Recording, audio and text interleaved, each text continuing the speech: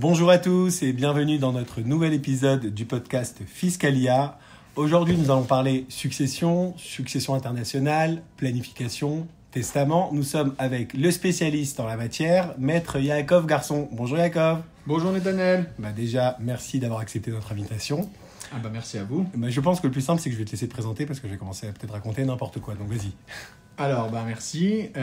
Moi, je me présente. Je suis Yaakov Garçon, avocat en Israël depuis 11 ans, établi en Israël depuis 18 ans. Je suis spécialisé en plusieurs matières du droit international, notamment en succession internationale, en droit de la famille international et en tout ce qui concerne le contentieux international.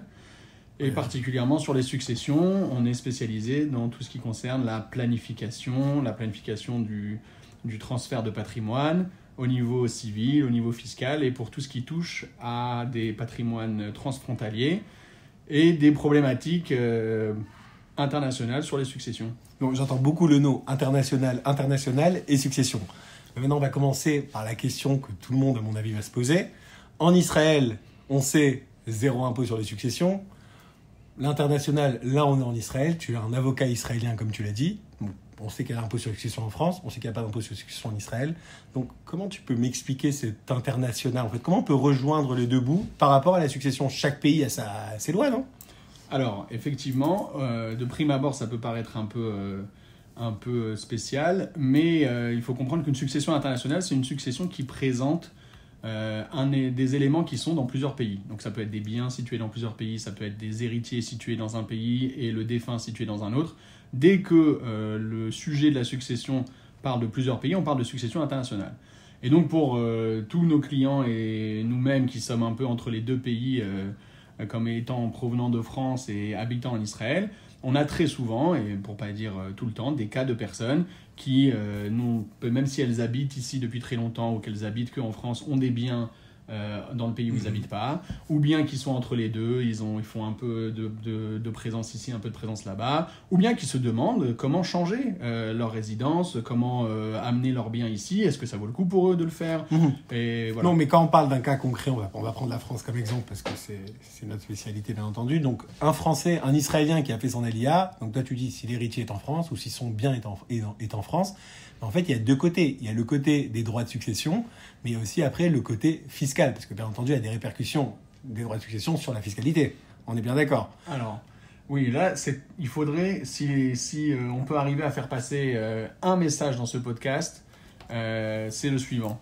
C'est de faire une différence totale entre ce qu'on appelle la succession au niveau civil, donc privé, quel bien du défunt va aller à quel héritier, et la partie fiscale, qui est donc la question de savoir comment cette succession va être imposée par l'État, qui sont deux questions complètement différentes, et souvent les clients ont du mal à faire la différence en disant « je suis en Israël, donc je ne suis pas concerné par les droits de succession français », ou bien « je suis en France, donc je vais forcément payer les droits de succession ». Il n'y a pas de rapport entre les deux, ou bien « j'ai fait un testament en Israël, donc je ne suis pas soumis aux droits de succession français ».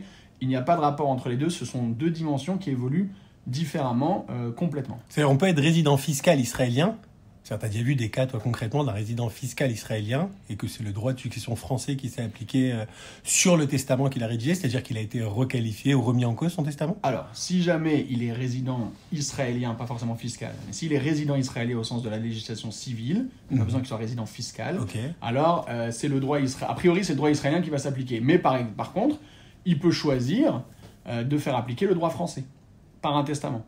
Auquel cas, il sera civilement soumis au droit français, mais fiscalement, il sera soumis au droit israélien. Et donc, c'est pour ça qu'il y a beaucoup de montages à faire. Ça veut dire qu'on peut on peut décider d'être soumis en fait au droit français d'un point de vue civil et que fiscalement nous sommes israéliens? Mais oui, pourquoi? Parce que civilement, la loi laisse faire. Il y a le principe d'autonomie de la volonté qui veut qu'on laisse une personne décider du droit qui lui sera applicable. Ça, c'est pas grave. Mais ça, c'est civilement. Mais fiscalement, pas du tout, parce que sinon ce serait trop facile. Mais il n'y a pas de conflit en fait entre la fiscalité et le côté civil? Alors non, justement, c'est ça il n'y a pas de conflit parce qu'en fait la fiscalité c'est par rapport à l'État et le civil c'est par rapport aux héritiers. Donc en fait, ils s'arrangent entre eux, s'ils sont arrangés de faire appliquer ce droit, ils se sont arrangés entre eux. Entre héritiers on peut s'arranger, mais on ne peut pas s'arranger avec l'État. Donc les règles de fiscalité de la succession sont beaucoup plus strictes. On peut les prendre en compte pour faire des montages en amont. mais c'est beaucoup plus compliqué. C'est pas juste dire, voilà, je décide que le droit israélien s'applique. Parce qu'il se peut souvent que ce qui est marqué dans le testament, en fait, que d'un point de vue légal, d'un point de vue fiscal, eh ben, ne s'applique pas et donc le testament en fait ne sert à rien. Non, alors s'il avait été fait uniquement pour éviter les droits de succession, il sert à rien parce que ce serait trop facile. Tu penses bien. Si jamais on pouvait éviter les droits de succession juste en faisant un testament qui dit je choisis que ma succession ne soit pas soumise aux droits de succession parce qu'elle est soumise au droit israélien ou à un droit d'un autre pays. Non, pas forcément. Ce serait trop facile. Pas forcément même le côté fiscal parce qu'en Israël il n'y a pas d'impôt, mais on sait que par exemple en Israël on peut décider quel héritier va toucher combien, on peut même enlever un héritier de l'héritage du testament, tandis que en France on sait que c'est beaucoup plus compliqué, il y a des conditions. Donc sur cet exemple-là. Alors ça c'est justement une question de droit civil, puisqu'elle parle des héritiers et non pas de la fiscalité par rapport à l'État. Et donc sur cette question-là, par contre, là on peut, alors il y a des conditions, mais on peut choisir dans un testament, même quand on est français, on peut choisir dans un testament de faire appliquer le droit israélien à sa succession. Il y a des conditions pour ça, notamment, par exemple, avoir la nationalité israélienne. Alors que la personne est résidente fiscale française ? Oui, il n'y a pas de rapport avec la résidence. C'est un choix. C'est un ridouche, comme on dit. Alors, oui, pour certains, oui. Ça veut dire que c'est un choix de la personne qui fait le testament de s'appliquer une loi étrangère. Mais si jamais, au moment où il décide de se l'appliquer, il est résident français, les règles selon lesquelles il peut s'appliquer une loi étrangère sont les règles françaises. C'est les règles françaises. Et les règles françaises disent que pour choisir un pays étranger, il faut avoir des attaches avec ce pays. On ne peut pas choisir un pays avec lequel on n'a aucune attache. Attache, c'est pas forcément fiscal. Non, c'est pas fiscal du tout. C'est pas forcément fiscal du tout. Attache, je vais souvent en Israël, j'ai un appartement là-bas et j'ai un compte en banque là-bas. Exact. Les attaches, c'est une option, mais l'option la plus facile à mettre en œuvre, c'est la nationalité. C'est-à-dire qu'il faut avoir la nationalité du pays dont on s'applique la loi. Super, bon ça c'est facile. Maintenant, la nationalité c'est facile à avoir, donc il n'y a pas de problème. Il y a énormément de Français même qui ont eu leur nationalité, mais qui sont partis après habiter en France. Exact. Donc il n'y a pas de problème. Par contre, j'ai une question là, parce que j'arrive pas à comprendre. Sur un cas que j'ai... Une consultation justement qui était venue au bureau, il m'avait raconté entre autres un litige qu'ils avaient entre héritiers.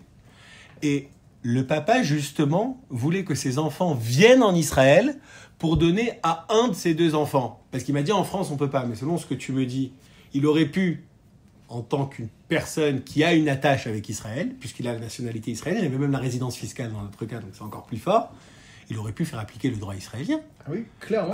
Il n'avait pas besoin de ramener ses enfants pour déshériter une des deux. Exact. Au niveau civil, il n'avait pas besoin de ramener ses enfants pour déshériter une des deux. Ce qui est possible, il faut vérifier dans ton cas, c'est si jamais cette personne ne voulait pas aussi éviter les droits de succession.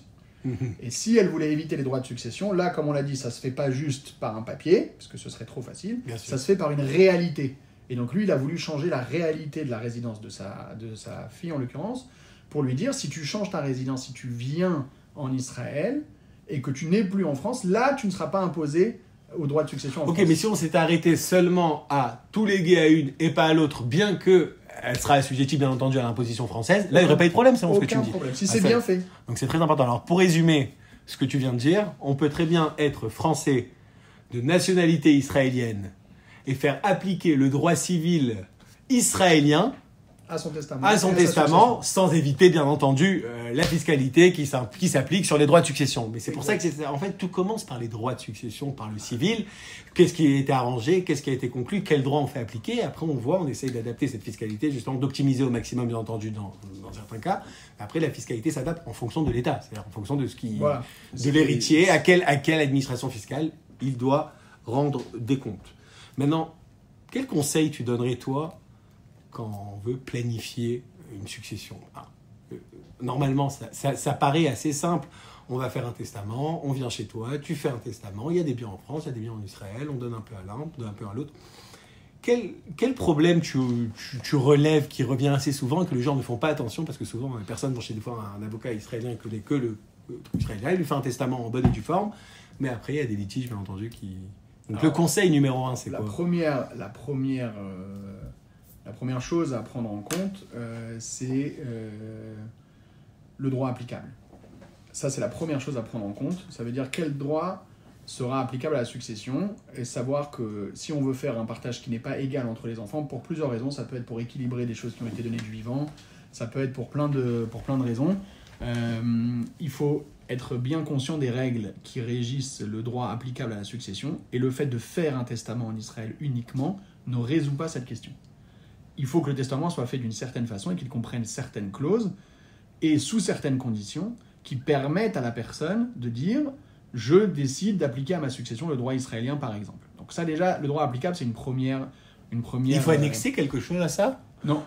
Ça suffit vraiment que ce soit, ça se passe si elle est faite en bonne et due forme, c'est une décision qui se suffit à elle. On n'a rien besoin d'enregistrer en France, quelque chose. Alors, justement, l'enregistrement en France, il est souvent très compliqué parce que y a des cas où on n'a pas intérêt à ce que la France soit mise au courant de ce qui se passe en Israël, et à cause d'une erreur qui fait que le testament n'est pas applicable tel quel en Israël ou qu'il n'est pas applicable tel quel en France, on va être obligé d'ouvrir une succession en France, ce qui, même si le droit israélien est applicable, oblige à ouvrir la succession et oblige le notaire à faire état de tous les biens qu'il y a, même en Israël, avec les conséquences qu'on peut imaginer. Donc ça, par exemple, il y a des moyens qui viennent en fait d'une connaissance pratique du terrain, qui font qu'on peut éviter d'une certaine façon l'ouverture de la succession en France, ou alors la limiter. Et ça doit être planifié à l'avance. C'est très important quand tu dis les conséquences qu'on peut imaginer. On peut quand même ouvrir cette parenthèse, on ne va pas le cacher. Il y a beaucoup de personnes qui, on va dire, oubliaient des fois de déclarer des biens lorsqu'ils étaient résidents français et qui viennent en Israël et qui deviennent vraiment résidents fiscaux israéliens et qui sont là, ça fait 15 ans. On sait qu'il y a une prescription par rapport à la France à partir du moment où ils ont informé l'administration fiscale française qu'ils ont quitté le territoire. Donc on va dire que 15 ans après, ils sont assez tranquilles par rapport à leur oubli. Voilà. Donc là, en fait, tu dis qu'en voulant enregistrer au préalable, on va en fait ouvrir cette boîte de Pandore qui pourra nous embêter après. Voilà, ça veut dire que si jamais on ne prévoit pas les aspects dans les deux pays et dans le rapport entre les deux pays, dans les droits applicables, on peut se retrouver devant un accident qui ferait... Et puis, une fois que c'est fait, c'est plus réparable. C'est le problème. Donc, oui, parce qu'une fois qu'ils ont ouvert, ils ont ouvert. Ah oui, non pas seulement ça, une fois que le défunt est décédé sous certaines conditions, c'est à partir de ce moment-là que c'est joué. C'est même pas. Donc, et il faut qu'il décède dans un des deux pays ou ça n'a aucun le rapport. lieu du décès n'a aucune incidence sur la succession, ni sur le droit applicable, ni sur la fiscalité. C'est la résidence au moment du décès qui compte. Ni l'endroit où il est enterré. Ni l'endroit où il est enterré. C'est la résidence au moment du décès qui compte. Donc on peut décéder dans un pays mais être résident d'un autre pays, parce que par exemple on est en vacances ou en déplacement. Bien sûr. Donc le lieu du décès n'a pas d'incidence. Ok, donc si une personne est résidente fiscale israélienne et qu'on peut être en mesure de prouver à l'administration fiscale française que cette personne a obtenu des certificats de résidence fiscaux en bonne et due forme, etc., on est bien d'accord qu'il sera considéré en tant que défunt israélien aux yeux de la France d'un point de vue fiscal, là je parle. Alors oui, ça c'est valable pour lui, mais c'est pas la seule condition pour être exempt des droits. Non, bien sûr, mais c'est très important que je dise ça, parce qu'on va donner le cas où une personne décède en Israël et qu'elle a fait 6 mois et 1 jour en Israël, donc elle a été considérée comme résident fiscal, elle a obtenu des certificats de résidence fiscale, son centre de vie était là, ses enfants sont là, mais là le problème qu'on peut avoir, c'est si la France le requalifie comme résident fiscal français dans notre cas. Donc si on peut être en mesure de prouver que cette personne était bien résident fiscal israélien et ses enfants sont là dans tous les cas, donc là on n'a pas de problème. Je vois ce que tu veux dire, que tu dis d'être résident fiscal, c'est pas que ça qui compte. Parce que si les enfants après sont en France, alors bien entendu, ils sont assujettis à l'administration fiscale française. Ou s'il y a des biens immobiliers en France. Oui. Donc en fait, c'est soit les enfants, soit le défunt, ou soit les biens. S'il y a un de ces trois qui se trouve en France, on pourra passer à la caisse là-bas. D'où l'intérêt, ça on n'arrête pas de le répéter, on l'a répété dans pas mal de podcasts d'ailleurs, je le dis dans beaucoup de vidéos et dans des articles aussi, on en parle souvent. L'intérêt de rapatrier les fonds en Israël, de commencer à vendre ce qu'on a en France, même si vous avez des biens qui vous allez avoir une rentabilité de 8% et qu'en Israël, si on a 3, on est content. Mais d'un autre côté, les 40% au minimum qu'on va recevoir en France au moment de la succession. Ça doit faire partie de la planification. Ça, c'est très important à prendre en compte. Vraiment, c'est un calcul à faire, en fait. Ah oui, bien sûr. Parce que sur les biens ou sur les comptes en banque, même d'avoir un compte en banque en France, moi, je connais personnellement, et tu sais, le nombre de Oulim Kardashim que je côtoie au jour le jour. Ces personnes-là, il y a énormément de personnes qui continuent à gérer leur compte bancaire en France par leur gestionnaire. Ils ont bien fourni à la banque le CERFA 5000, ils leur ont montré qu'ils sont bien résidents fiscaux israéliens, donc la banque ne leur prend rien à la source, il n'y a pas de problème. Il dit, moi j'aime bien mon gestionnaire, il me faisait des belles plus-values. Mais cette histoire de gestionnaire et de laisser le compte en fait en France peut nous causer des problèmes au moment de l'héritage, et surtout que la France a la main dessus, quoi. Ah oui, c'est là au moment de rapatrier. Il n'y a pas déclarer, il n'y a rien besoin, c'est public, ça. Que ce soit un compte en banque, que ce soit même pour les assurances vie, faire attention, pour les biens, pour tout. Alors, assurance vie, c'est hors succession, donc c'est un autre sujet. Mais effectivement, c'est des choses qu'il faut prendre en compte, et vraiment, les droits de succession, bon, tout le monde sait que ça existe, mais quand on fait le calcul pour de bon, et en fonction de la situation des héritiers aussi, des enfants, est-ce qu'ils sont tous en Israël, pas en Israël, il y en a oui, il y en a non. Ça peut être par exemple une raison de planifier différemment le partage, pas pour défavoriser ou favoriser un enfant plus qu'un autre, mais parce que fiscalement, il y en a qui sont soumis à l'impôt au droit de succession, et il y en a qui ne le sont pas. Et donc, ça pourrait être avantageux de faire pas un testament qui choisira de tout léguer, par exemple, à aux enfants qui sont en Israël, Après, ça arrange. quitte après à ce qu'ils fassent leur équilibre. Mais c'est des choses qu'il faut savoir faire. Il faut faire attention, il faut bien prévoir ce genre de choses, parce que sinon ça aurait été trop facile. On va donner à un enfant qui est en Israël tout ce qu'il a, et après il va envoyer la somme à sa sœur en France en prêt. Moi j'ai vu des cas vraiment où il y a eu des problèmes quand c'est fait à proximité du décès. Oui. Et ils sont pas bêtes, quoi. Ça veut dire, sinon c'est un montage qui paraît assez simple. On donne tout à l'enfant en Israël, il va faire après un prêt à sa sœur qu'elle va jamais lui rembourser sur ses droits, il va rien payer là-bas. Donc c'est sûr qu'on a personne n'a inventé la roue. Voilà. Donc pour ça il faut être clair. De le faire, il faut le faire bien. Mais voilà. Mais ce qui est intéressant en plus, c'est que tu as séparé au début le droit civil de la fiscalité. Mais en fait, ça se rejoint de plus en plus. Alors moi, je vois, ça veut dire le nombre de personnes que même d'un point de vue fiscal, ils font une alia. C'est pas une alia fiscale, mais les avantages fiscaux qui pourront bénéficier au moment de la succession en étant israéliens, vraiment font pencher la balance vers Israël. Justifie l'alia. Ouais, il y a beaucoup de personnes qui hésitent. On va pas dire qu'ils sont venus pour ça, parce qu'à chaque fois je reçois ça dans les commentaires de vidéos. Tu vas voir, l'alia fiscale, venez que pour le fisc. Pas du tout.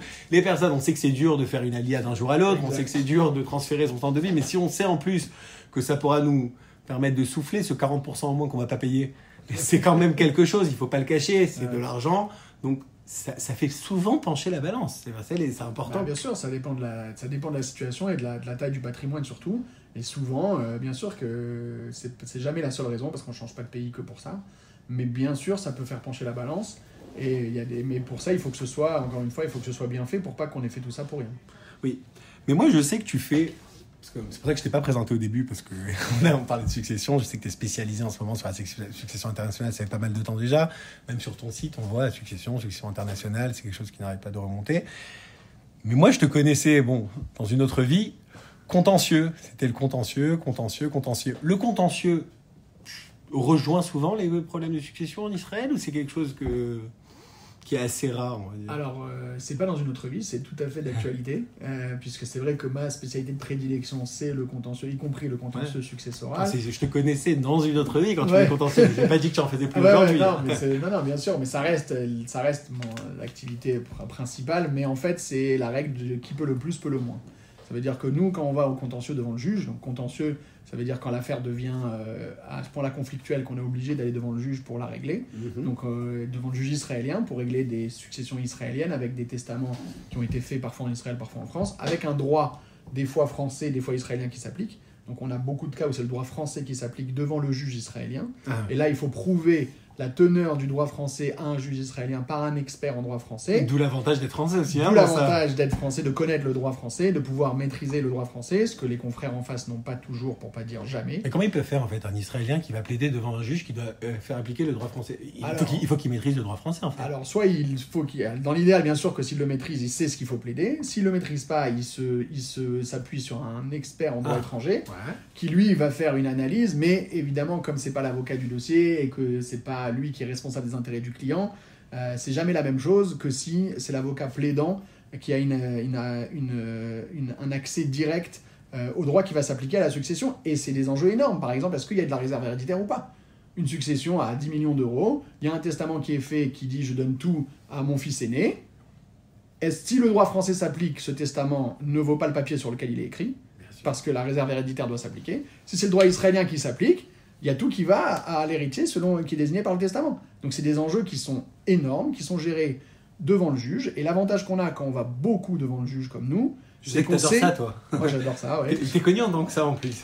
Il adore plaider. Ouais. Moi, j'adore plaider, j'adore convaincre, j'adore défendre une cause. Et donc, évidemment, ça, c'est pour le contentieux. Mais quand on sait ce que ça donne au final devant le juge, on peut d'autant mieux conseiller en amont.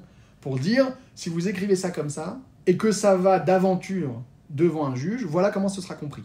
Donc, formule-le autrement.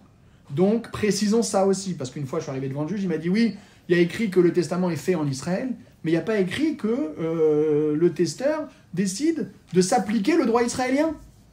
Alors, c'était peut-être évident pour celui qui l'a écrit, mais c'est pas évident pour le juge qui va le lire. Et ça t'est déjà arrivé, en fait, d'avoir un intérêt que ce soit le droit français qui s'applique et pas le droit israélien, alors qu'ils sont israéliens. Ça dépend quel côté on défend. Si on défend les enfants qui ont été lésés et qui veulent rétablir la réserve héréditaire, on défend l'application du droit français. Et donc tu peux arriver devant un juge israélien quand le défunt est israélien et lui demander d'appliquer en fait que c'était par défaut le droit français qui s'appliquait dans ce cas-là en fonction S'il y a assez d'attaches avec la France et s'il y a une question juridique sur la résidence, oui, bien sûr. Et ça arrive que des juges, en fait, ils laissent le dossier, quoi. Le juge, il laisse le dossier à la France dans ce cas-là. Ah non, c'est différent. Non, le juge peut appliquer le droit français, comme on a dit, et rester en Israël. Mais ça arrive aussi, et ça j'ai un cas comme ça, en ce moment même, ça arrive aussi que, et là c'est notre intérêt, et on a réussi pratiquement à le faire passer, c'est pas fait, mais ça arrive aussi qu'on montre, on arrive devant le juge israélien, on lui dit, regardez, il y a une succession ouverte en France, il y a un contentieux successoral ouvert en France. Et donc en fait là on est en train de faire une procédure qui est double emploi, puisqu'on va gérer le contentieux et ici et là-bas, et ici vous allez devoir le gérer en droit français. Les juges n'aiment pas gérer des dossiers dans un droit étranger parce qu'ils ne connaissent pas les règles du jeu.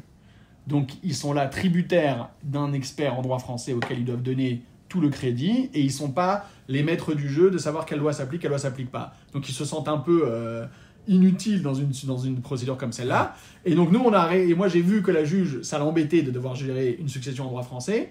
Donc j'ai mis le paquet sur une demande en incompétence internationale, ça s'appelle Khosar Samprout Ben Leumit, pour lui dire, vous n'avez pas la compétence pour juger de ce dossier, vous devez le renvoyer en France.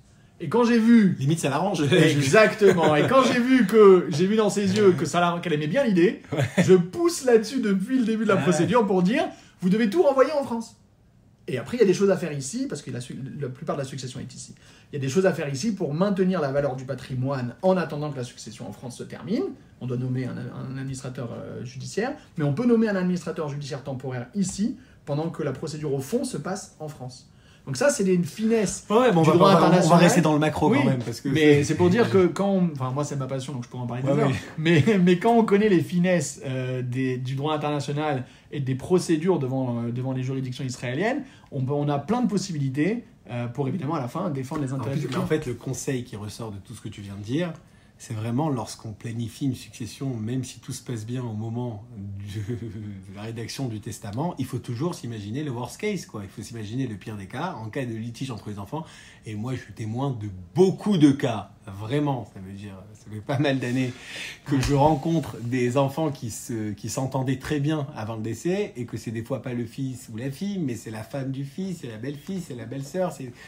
Et ça arrive souvent qu'il y a des litiges énormes. Bon, souvent... Je sais, et j'en ai fait avec toi, lorsque les personnes... c'est souvent les défunts qui préconisent ça, de vouloir mettre ça en trust, par exemple, en sachant que quand c'est pas en testament, mais quand c'est en trust, au moins c'est Roch Balé Avor. Ce qui a marqué, c'est ce qu'il va avoir. Mais dans des cas où on va dire qu'on va pas aller jusqu'au trust, il faut que le testament, quoi qu'il se passe en fait, c'est quoi qu'il se passe, quel que soit votre testament, même si vos enfants s'entendent à merveille, on ne sait pas de quoi est fait le lendemain, quoi. Et surtout quand il y a des gros enjeux. Parce qu'on est témoin du fait que ça dépend aussi de la taille de l'enjeu, mais quand les enjeux financiers sont de taille, on peut voir des différends surgir d'endroits dont on n'aurait pas soupçonné que ça fasse conflit, mais ça fait conflit, donc oui, préciser les choses au maximum en amont. Comme on dit en hébreu, Marbé Nechassim, Marbé Dehagot, il y a toujours plus de choses. Qui accroît ses biens, accroît ses soucis. Exactement. Donc en fait, le conseil, c'est de se faire conseiller. C'est de bien se faire conseiller et ne pas se limiter à cette histoire de zéro impôt sur l'exclusion en Israël. Bon, ça on le sait. Voilà. Mais comme tu le dis, des cas qu'on peut faire même des fois à appliquer le droit français, et que si les enfants veulent vraiment requalifier ça en France et que le testament a été fait à la va-vite, peuvent fois dire par défaut, le papa en fait voulait que je sois en France, bien sûr. Regardez, il y a beaucoup de brèches à exploiter dans un testament fait à la va-vite. Et pour finir, comment ça se passe concrètement? Ça veut dire, des personnes viennent te voir, ils te disent voilà ce qu'on envisage, je veux donner ça comme ça à ma fille, j'ai un bien en Israël, un bien aux États-Unis, un bien en France, un bien. Comment ça se passe? Il faut l'enregistrer quelque part, ce testament. Il faut il y a des annexes à mettre quelque part. Quel testament est valable? C'est le dernier qui est valable? C'est pas le dernier? Alors, est-ce qu'il faut l'enregistrer? Juridiquement, non. Il est possible de l'enregistrer. Quand on l'enregistre, on a, si jamais on est israélien avec une Teudat Zehut, donc qui ne change pas tous les 10 ans comme un passeport, on a l'assurance qu'au moment du décès, ce testament sera soulevé, puisqu'il est enregistré au registre des testaments, des successions, et que selon le numéro de Teudat Zehut, au moment où la succession sera ouverte en Israël, ce testament va forcément apparaître. Mais c'est pas obligatoire. Le testament est valable même s'il n'est pas enregistré. Donc souvent on le laisse chez l'avocat qui l'a fait, ou on donne à un proche. Ça c'est pour la question de l'enregistrement. Mais attends, une petite question sur ça juste. Ouais. Mais si par exemple le papa l'a enregistré et que la fille est partie avec son père 6 mois après chez un autre avocat Ouais. et qu'elle a fait un testament qui n'a Alors. pas été enregistré, souvent on dit que c'est le dernier. Est-ce que c'est le dernier, il est plus fort que celui qui a enregistré? Alors c'est toujours le dernier, c'est pas toujours le dernier, mais c'est le dernier. L'enregistrement ne change pas cette priorité-là. Comme j'ai dit, l'enregistrement n'est pas une condition de validité et ne rajoute pas à la validité. C'est de façon pratique, c'est avantageux. Ah, c'est tout. Mais ça rajoute pas à la validité. Maintenant, au niveau du dernier, pas dernier, là aussi, il y a beaucoup de... Il y a des détails, mais sans rentrer dans les détails, en principe, c'est le dernier, sauf si le précédent testament est l'équivalent de ce qu'on appelle en France une donation au dernier des vivants, auquel cas, un des époux, l'époux survivant, ne pourrait pas faire un testament qui contredirait la donation au dernier des vivants. Donc lui, il pourrait faire un testament qui sera le dernier, mais il est tenu par le premier testament. Donc il y a des cas où c'est pas le dernier, pour faire simple. Mais en tout cas, oui, a priori c'est le dernier, mais des fois le dernier il est fait à un âge tellement avancé qu'on a des doutes sur la capacité juridique de la personne à... C'est le contentieux là. Voilà, exactement. Donc c'est pour ça que moi j'aime bien les règles, mais au contentieux, les règles, le jeu c'est de les remettre en question. Donc on sait qu'à chaque règle, il y a des exceptions. Ok, bon, en tout cas c'était super intéressant. Donc si vous avez des biens en France, des enfants en France, ou même tout ici, mais que vous avez eu un intérêt avec la France, faites-vous conseiller. Vraiment, Yaakov, c'est le meilleur conseil qu'on peut vous donner. Tu nous as bien éclairé, tu m'as éclairé à moi aussi personnellement, parce que c'est des sujets qui sont assez épineux. Ouais. Et on sait que souvent on va voir le meilleur avocat israélien, mais si c'est pas, il peut pas vraiment faire appliquer un droit français ou une petite connaissance même, ça sert quasiment à rien. Il peut pas donner ce qu'il a pas. Ok, donc merci beaucoup. Merci à toi, bientôt. Nathaniel, à très bientôt. On se reverra dans un autre épisode. Avec grand plaisir.